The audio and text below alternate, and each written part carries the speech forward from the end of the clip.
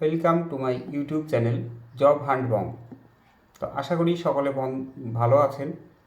তো আজকে আপনাদের জন্য নিয়ে এসেছি একটি নতুন সাবজেক্ট।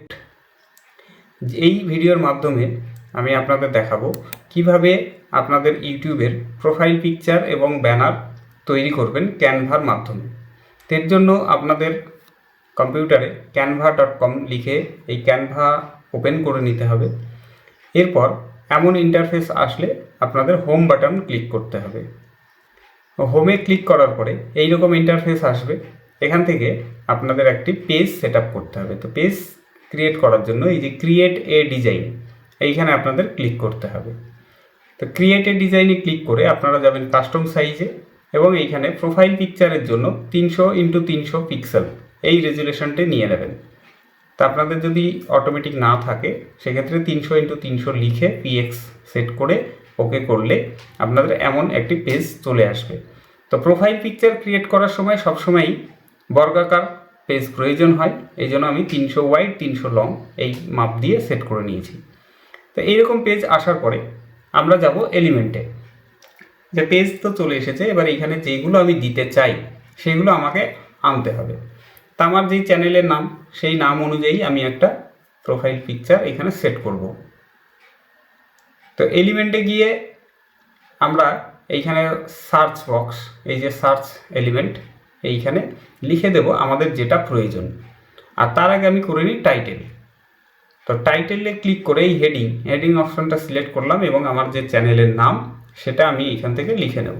তো এইখানে আমি একটা ফরম্যাট আজকে দেখাবো, পরবর্তীতে আপনারা আরও ভিডিও পাবেন যেখানে অন্যান্য কাজগুলো বুঝতে পারবেন। তো সেইভাবে আপনারা আলাদা প্রোফাইল আপনাদের লোগো যদি বানাতে চান লোগো বানাতে পারেন।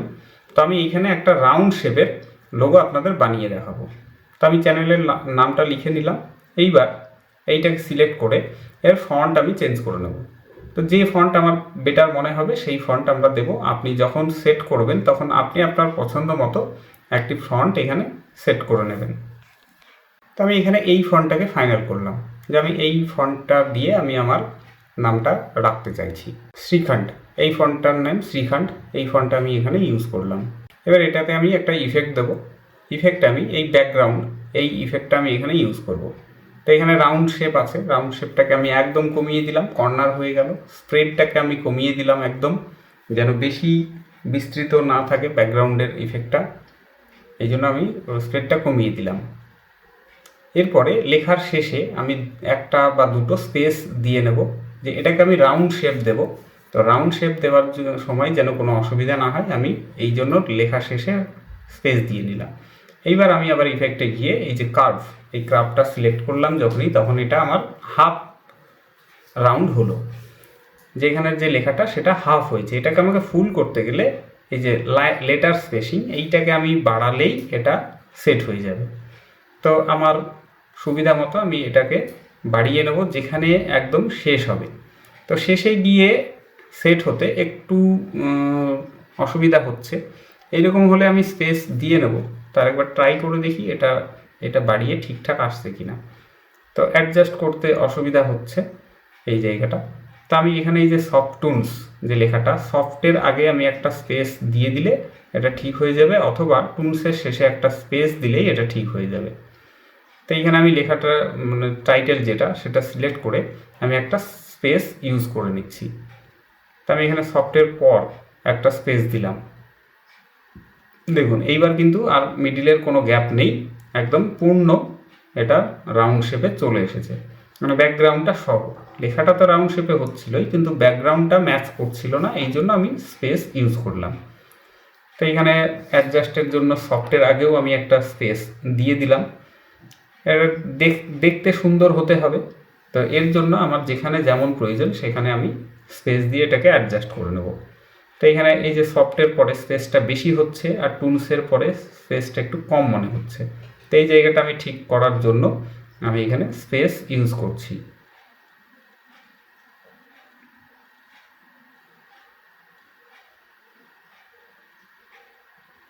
মোটামুটি ঠিক মনে হচ্ছে, তবুও হয়তো আরেকটু চেঞ্জ করার প্রয়োজন পড়বে। তো আমি আগে এটাকে সাজিয়ে নিই। এখানে এটাকে বড় করে নিলাম, পেজের একদম সেম টু সেম করলাম, জাস্ট একটু চারি সাইডে স্পেস ছেড়ে রাখলাম। এবার এটাকে মিডিল পজিশানে আনলাম, যে সফটুনস যে রাউন্ড লেখাটা সেটাকে মিডিল পজিশানে আনলাম। এইবার এই যে লেখাটা আছে এমন দেখতে ভালো লাগছে না, তো এটাকে রাউন্ড ঘুরিয়ে দিলে আমার সফট লেখাটা ওপরে আসবে আর টুনস লেখাটা নিচে আসবে, দেখতে ভালো লাগবে। তো এটাকে আমি ধরে একটু ঘুরিয়ে দিচ্ছি, ঠিকঠাক অ্যাডজাস্ট করে নিতে হবে যেন একদম ঠিক পজিশানে ওটাকে রাখা যায় এবং দেখতেও ভালো লাগে। তো এইখানে এই যে সফট টুনস গ্যাপটা আমার ঠিকঠাক মনে হচ্ছে না, আমি এখানে স্পেস দিয়ে একটু চেঞ্জ করে নেব। তো টুনসের আগে একটা স্পেস দিয়ে দিলাম, তো এখানে আবার স্পেস বেশি বেড়ে গেল, এই জায়গাটা আমি একটু ঠিক করে নিই।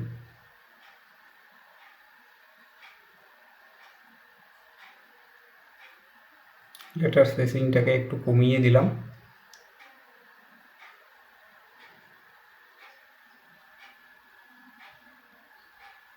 এইবার মনে হচ্ছে একটু ঠিকঠাক পজিশন হয়েছে, দুই দিকের গ্যাপিংটা এইবার সমান মনে হচ্ছে। এইবার আমি এটাকে ধরে একটু মিডিল পজিশন করে নিলাম।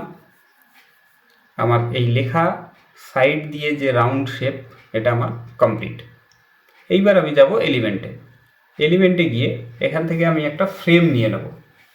তো আমি এখানে সার্চ করব ফ্রেম,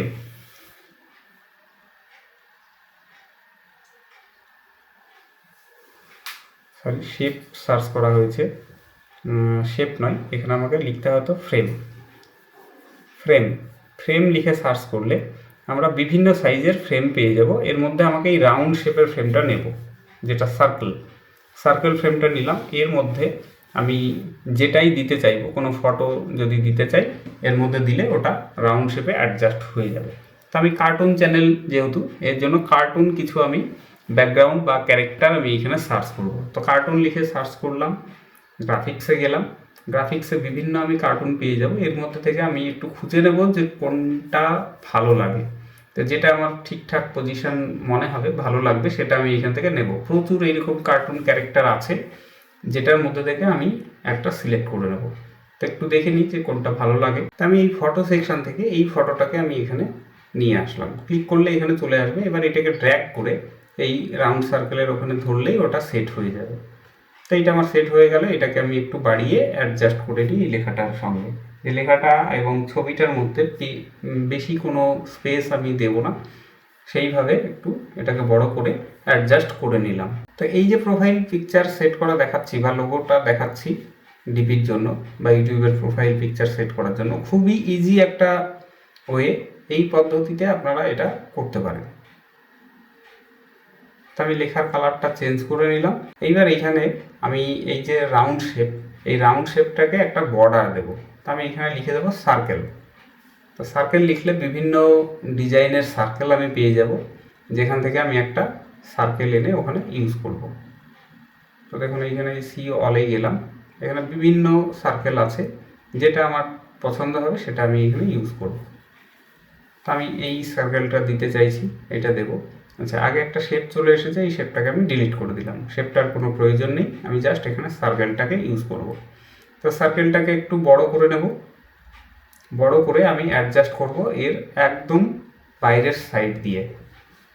তো আমি আমার মতো করে এটাকে অ্যাডজাস্ট করে নিচ্ছি সাইজটা এবং এইখানে সেট করব।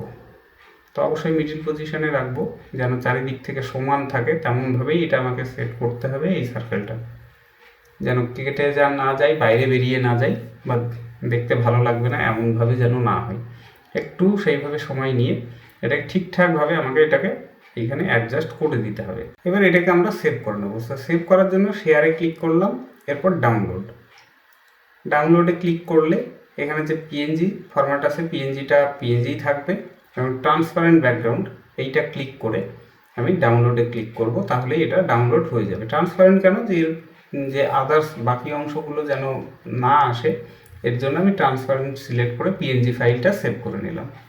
তো এটা আমার ডাউনলোড কমপ্লিট।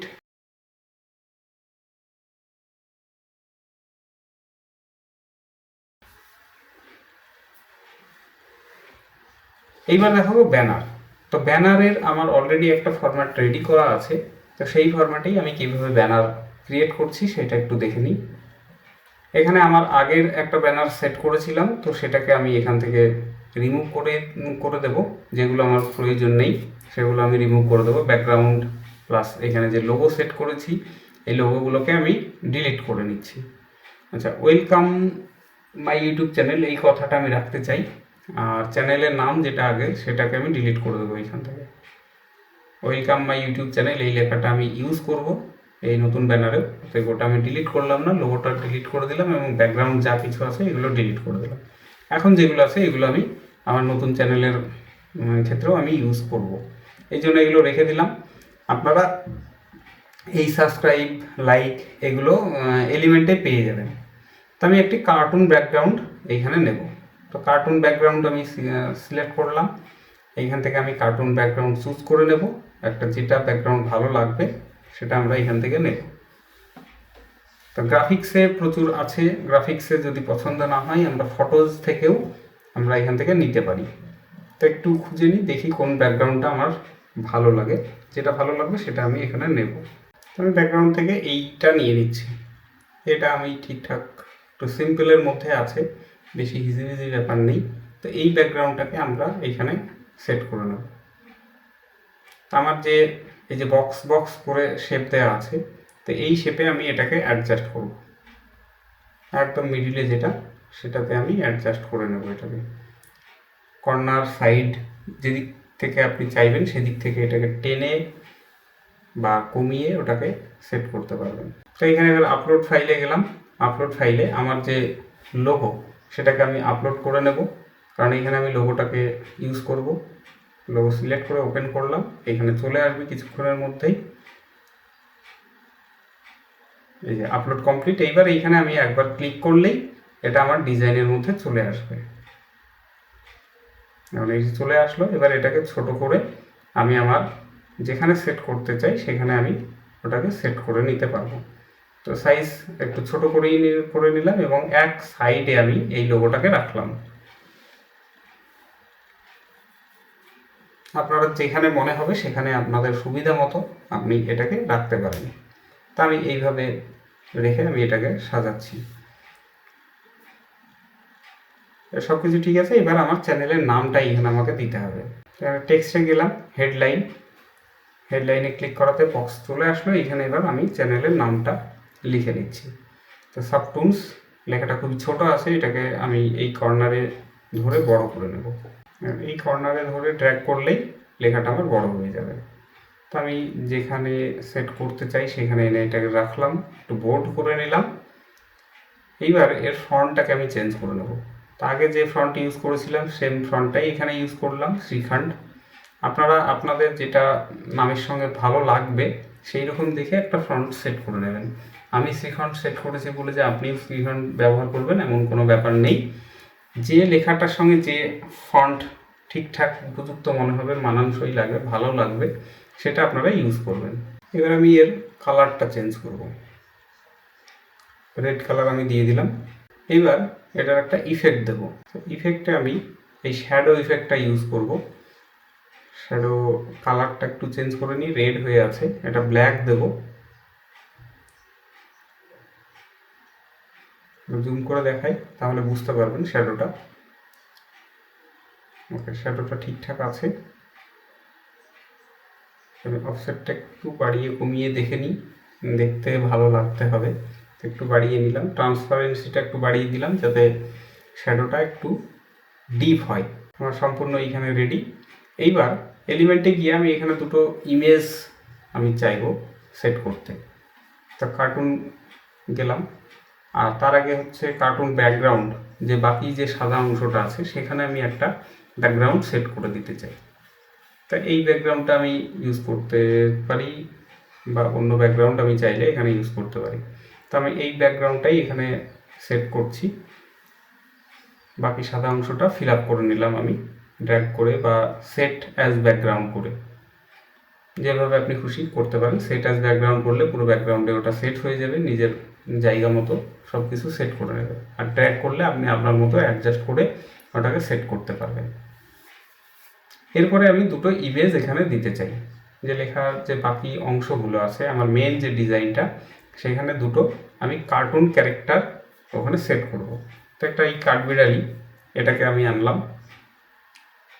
এটাকে আমি পজিশন মতো ঠিকঠাক ছোট বড় করে এটাকে সেট করে নেব।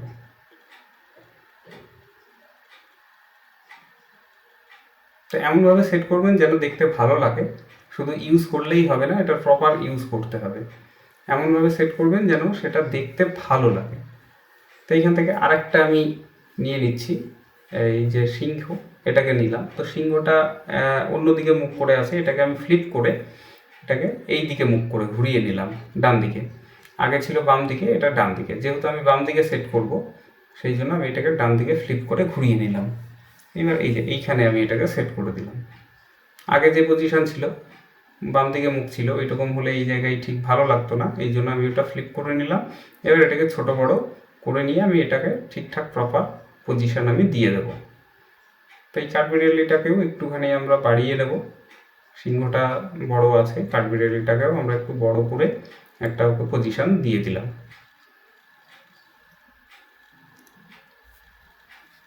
আমার মোটামুটি ব্যানার কমপ্লিট, আর বিশেষ কিছু নেই। আমার ব্যানার টোটালি সেট করা হয়ে গেল। এবার এটাকে আমি সেভ করে নেব। তো শেয়ারে ক্লিক করলাম, শেয়ারে ক্লিক করে ডাউনলোড, এটাকে আমি জেপিইজি মোডেই সেট করব। এটা আগেরটা লোগো পিএনজি করেছিলাম, এটা জেপিইজি করে কোয়ালিটিটাকে একদম ফুল করে দেব, ফুল করে ডাউনলোড। ব্যাস, আমার কাজ কমপ্লিট। এইবার এটাকে আমাদের ইউটিউব চ্যানেলে আমরা সেট করে নেব। তা আশা করি সবাই বুঝতে পেরেছেন কীভাবে প্রোফাইল পিকচার এবং আমার ইউটিউবের ব্যানার আমরা সেট করলাম। তো ভিডিওটি যদি আপনাদের ভালো লেগে থাকে তা অবশ্যই একটি লাইক করবেন, আর আপনার যদি কোনো কিছু জানার থাকে একটি কমেন্ট করে দেবেন।